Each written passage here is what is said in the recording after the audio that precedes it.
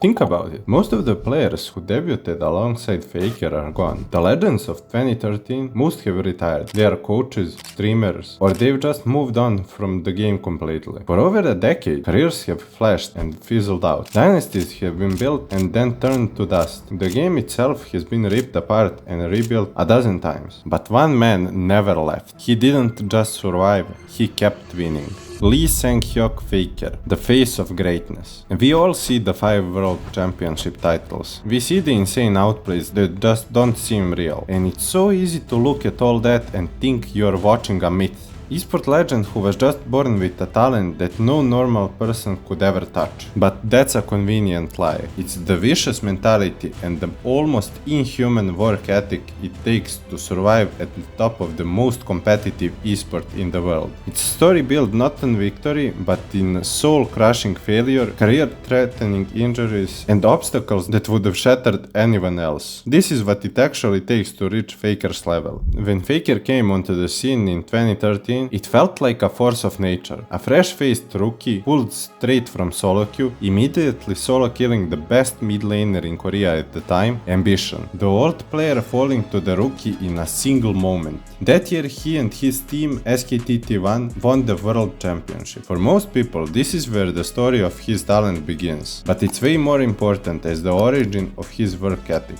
From the jump, Faker wasn't just playing the game, he was building a system for greatness. While other players would be out celebrating their new fame, Faker was already back at his PC. Early stories from his teammates paint a picture of total obsession. He wasn't just the best player, he was the hardest working. His entire life boiled down to one thing: practice. But here's the key distinction. He wasn't just grinding, he was doing what experts call purposeful practice. Every single session had a goal, every game was a new set of data to analyze. While other players might just spam solo queue for hours, Faker's practice was deliberate. He would spend time mastering one champion, perfecting a specific mechanic, or testing the absolute limits of a matchup. It was scientific, almost cold pursuit of perfection. This wasn't the chaotic energy of a kid who loved video games. It was the focused discipline of a master honing his craft. This foundation built in first few years was never about getting good enough to win just one championship. It was about building a new system to stay at the top. And the pressure of being crowned the best in the world right out the gate is insane. Ego could have destroyed him. But for Faker, the answer to that pressure was always the same: more work.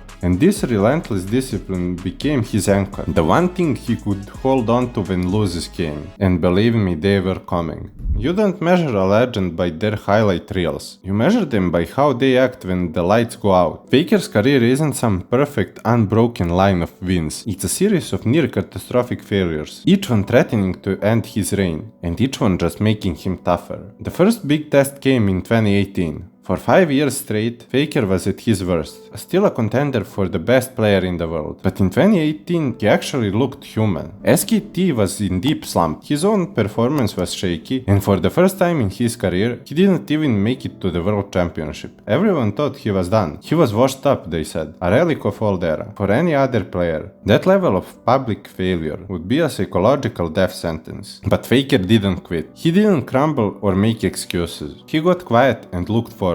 In interviews from that time, you see a guy facing his own limits with his rare brutal honesty. He admitted he felt like a 4th place mid laner. He wondered if he could ever be better. It was in that moment of deep doubt that he started the long, hard process of reinventing himself, not just as a player, but as a leader. He had to accept that his old style of just being an aggressive solo carry monster wasn't enough anymore. The game had changed. This wasn't just about learning new champions. This was about ego death. Just as he made his way back, a new, scarier opponent showed up, his own body. In the summer of 2023, T1 announced Faker was taking a break because of a serious arm injury. In esports, where careers are brutally short and depend on a lightning-fast reflexes, a wrist or arm injury is a death sentence. Without him, a team that had looked unstoppable completely fell apart. They went on a losing streak, with their score coming from 6-2 to a shocking 7-9. While he was gone, his value had never been clearer. The team wasn't just missing its star player, it was missing its heart and its brain. After weeks of treatment, Faker came back, and the team's morale and performance shot through the roof. They went on a run that ended with him lifting his 4th World Championship trophy. This wasn't just a comeback, it was a powerful statement about health, rest, and the bigger picture of performance that Faker had been living for years. And then came the challenge that no amount of skill could fix. In early 2024, Faker and T1 became the main target of relentless, crippling DDoS attacks. Their ability to practice was choked off. Every time they tried to practice, their connections were flooded, making the game unplayable. Scrims became impossible, because other teams didn't want to practice with a team that was constantly disconnecting. Faker himself spoke out, calling the situation frustrating and unfair, saying his team just couldn't practice like their competitors could. It was such a handicap that it led into a shocking 0-3 loss in the playoffs, but they refused to let it be an excuse. They adapted using special super accounts from Riot and focusing on whatever little practice they could get, all while dealing with the massive mental strain. This trial showed a different kind of skill, not mechanical genius, but unbreakable mental fortitude and a flat-out refusal to be beaten by the things outside of his control. It didn't break him, it proved he was built to survive it. So how does he do it? How does one person handle over a decade of insane pressure, career-ending setbacks, and the constant evolution of the world's biggest esport? It's not magic, it's a method. A blueprint built on 4 pillars that anyone can understand, even if they are incredibly hard to copy. The unbreakable mind. The first and the most important pillar is Faker's mentality. It's a mindset he's carefully built over years of winning and losing. He once said, "Every single person who succeeded in life has experienced failure at some point. It's important to not lose yourself in the emotions from success and failure." This philosophy is the core of his resilience. For Faker, a loss isn't something to get angry or frustrated about. It's just data. It's a chance to learn and get better. He approaches the game with a level of emotional detachment that's almost scary. More recently, he's taken this even further, stating, "In the past, all I wanted was to win. Recently, I had this goal. I wanted to detach my happiness from winning or losing. We do not have full decision of what happens in the future, but what we can decide is our current mindset." This sounds more like a stoic philosopher than a gamer. He gets that the only thing he truly controls is his own approach and his own effort. This lets him absorb the crushing weight of expectations from millions of fans without cracking. While other players tilt or burn out, Faker stays calm, centered, and focused on the process, not the result. The second pillar is his legendary work ethic, but it's smart work. It's not about mindlessly playing for 16 hours a day. It is, and always has been, about purposeful practice. A typical day has 2 dedicated 3-hour blocks from team scrims, with individual practice and analysis built around them. He doesn't just play, he reviews. This approach is incredibly efficient. 1 hour of Faker's focused practice is probably worth 10 hours of some casual player autopiloting their games. He's always stepping out of his comfort zone,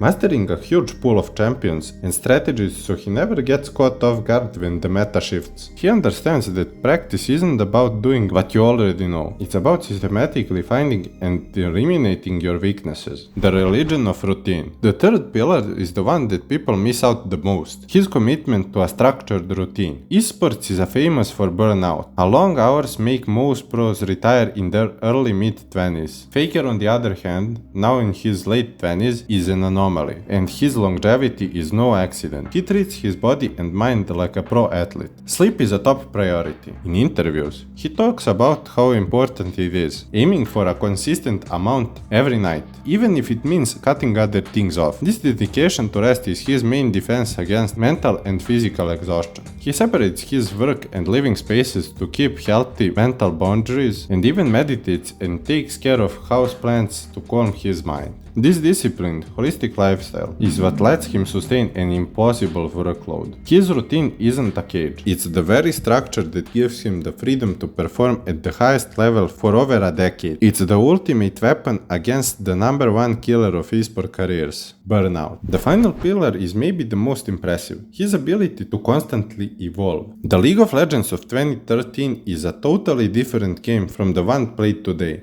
Metas have changed, champions have been reworked, and entire strategies have been thrown out. To survive, Faker has had to kill his old self over and over again. He started his career as the undisputed king of aggressive assassins, a mechanical god who won lane through the sheer force, but as the game changed, he changed. He adapted to become a more supportive, team-focused player, controlling the map with his brain instead of just his raw mechanics. Then, when the meta demanded it, he was able to bring that aggressive playstyle again. This adaptability is his greatest strength. It requires a total lack of ego, an ability to admit the old ways aren't the best ways anymore, and the humility to learn all over again. It's why he's dominated across so many different eras, against different generations of players, and with countless different teammates. He doesn't just play the game, he evolves with it. In the end, what does it actually take to reach Faker's level? The answer is actually really simple. It takes everything. It takes the discipline to build a routine that protects you from the very pressure you're chasing. And it takes the humility to evolve, to let go what made you great yesterday to find what will make you great tomorrow. Faker's legacy isn't really measured in his 5 World Championship trophies, his countless MVP awards, or his record-breaking stats. Those are just the souvenirs he's picked up along the way. You can't copy Faker's mechanics or replicate his career, but his method, that's something you can learn from. Face your failures with resilience, practice with talent,